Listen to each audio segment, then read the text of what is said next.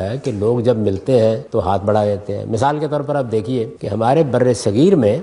عام طور پر ہم عورتوں سے ہاتھ نہیں ملاتے، عورتیں بھی اس سے واقف ہوتی ہیں، مرد بھی عام طور پر ریکس لیک کریں گے یا ہاتھ اٹھا دیں گے اور بس مل لیں گے۔ میں جب ملیشیا گیا، شافعی نقطہ نظر کے لوگ ہیں زیادہ تر، تہذیبی لحاظ سے مذہبی، یعنی ہمارے ہاں تو تہذیب میں مذہب اس طرح نہیں رہا، تہذیبی لحاظ سے مذہبی۔ آپ کسی شاپنگ مال میں بھی چلے جائیے، عورتوں کی 20 جماعتیں ہو رہی ہوں گی، یعنی بے شمار لوگ نماز پڑھیں گے، سب کریں گے، لیکن کوئی تصور ہی نہیں ہے اس کا۔ آپ جیسے ہی ملیں گے عورت ہاتھ بڑھا دے گی ہاتھ ملانے کے لیے۔ تو یہ ایک تہذیبی چیز ہے، کیونکہ اسلام نے کوئی روکا نہیں اس چیز سے۔ اسی طرح بعض جگہوں کے اوپر یہ تہذیبی روایت ہے، جیسے عربوں میں ہے کہ وہ ایک دوسرے سے ملتے ہیں نا، تو بعض اوقات منہ سے منہ لگائے بغیر ایک طرح کا بوسہ لیتے ہیں۔ ہمارے حکمرانوں کو بھی اس کی مشق کرنی پڑتی ہے کہ کدھر سے بسم اللہ الرحمن الرحیم۔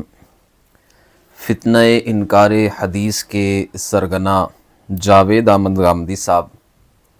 یہ فرما رہے ہیں کہ غیر محرم عورتوں سے ہاتھ ملانا یہ جائز ہے، یہ ہماری تہذیب، ہماری ثقافت اور ہمارے کلچر کا حصہ ہے۔ یہ فرماتے ہیں کہ شریعت مطہرہ میں کوئی ایسا حکم موجود نہیں ہے جس کے اندر یہ منع کیا گیا ہو کہ غیر محرم عورت سے ہاتھ ملانا جائز نہیں ہے، اور یہ منع ہے، نہ قرآن میں آیا ہے، نہ حدیث میں آیا ہے، نہ شریعت مطہرہ نے یہ مزاج ہمیں دیا ہے۔ تو ان کی بات کہاں تک درست ہے اور کہاں تک درست نہیں ہے، آج ہم اس حوالے سے بات کرتے ہیں۔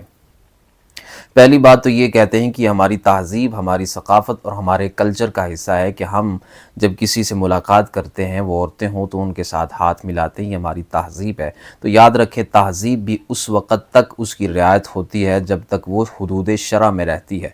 جب تہذیب حدود شرع سے بڑھ جاتی ہے، تجاوز کرتی ہے، ہمارا کلچر، ہماری ثقافت حدود شرع سے باہر جاتی ہے، تو اس وقت تہذیب کو، کلچر کو، ثقافت کو چھوڑ دیا جاتا ہے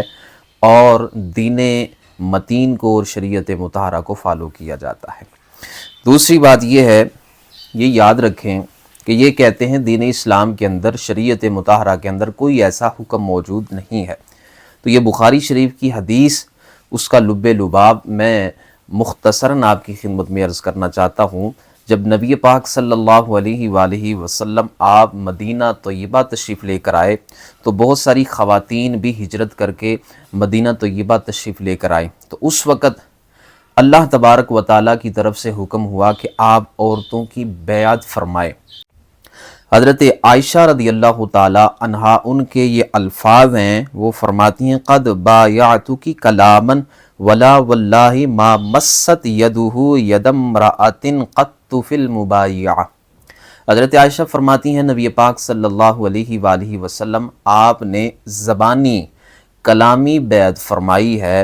اور آپ نے اللہ کی قسم کسی عورت کے ہاتھ کو نہیں چھوا ہے، نہیں پکڑا ہے۔ اسی طرح صحیح مسلم کی روایت ہے اور حدیث نمبر 3470 ہے، صحیح مسلم کے الفاظ ہیں، فرمایا وما مست کف رسول اللہ صلی اللہ علیہ وآلہ وسلم کف امرأۃ قط،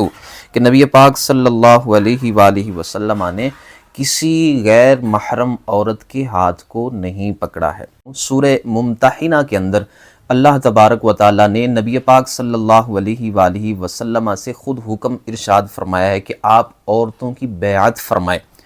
اب عرب کے اندر جو رواج تھا، جو رسم تھی، وہ یہ تھی کہ ہاتھوں میں ہاتھ دے کر بیعت کی جاتی تھی، عہد و پیمان کیے جاتے تھے۔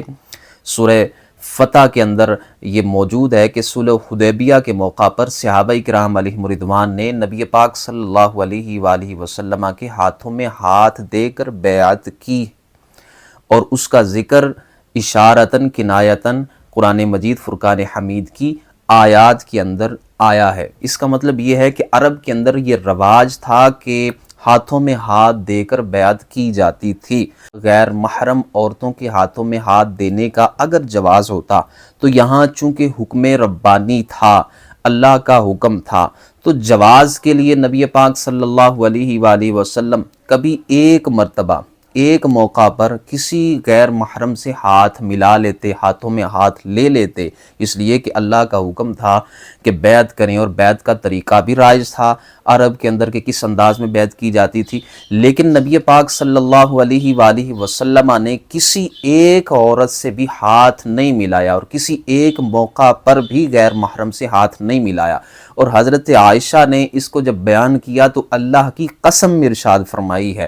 تو یہ نبی پاک صلی اللہ علیہ وآلہ وسلم کی عادت مبارکہ بیان کرنے کے حوالے سے یہ ذکر نہیں کیا گیا، بلکہ یہ شریعت کا مزاج بتایا جا رہا ہے، اور نبی پاک صلی اللہ علیہ وآلہ وسلم کے عمل مبارک سے بتایا جا رہا ہے۔ اور حضرت عائشہ کا قسم اٹھانا اور پھر اس بات کو خاص طور پہ تاکید کے ساتھ بیان کرنا کہ نبی پاک صلی اللہ علیہ وآلہ وسلم نے زبانی کلامی بیعت کی ہے، اور کبھی بھی کسی غیر محرم عورت کے ہاتھ کو نہیں چھوا ہے، نہیں پکڑا ہے، یہ اس بات کی دلیل ہے کہ یہ شریعت کا مزاج بتایا جا رہا ہے، اللہ اور اس کے رسول کا مزاج بتایا جا رہا ہے کہ ایک غیر محرم لڑکا غیر محرم لڑکی کے ہاتھ کو نہیں چھو سکتا۔ یہی دین اسلام ہے۔ جاوید احمد غامدی صاحب اپنی تہذیب، اپنی ثقافت، اپنے کلچر کا بیان کر رہے ہیں، اور وہ مسائل بیان کر رہے ہیں جو ان کی تہذیب کے اندر ہیں۔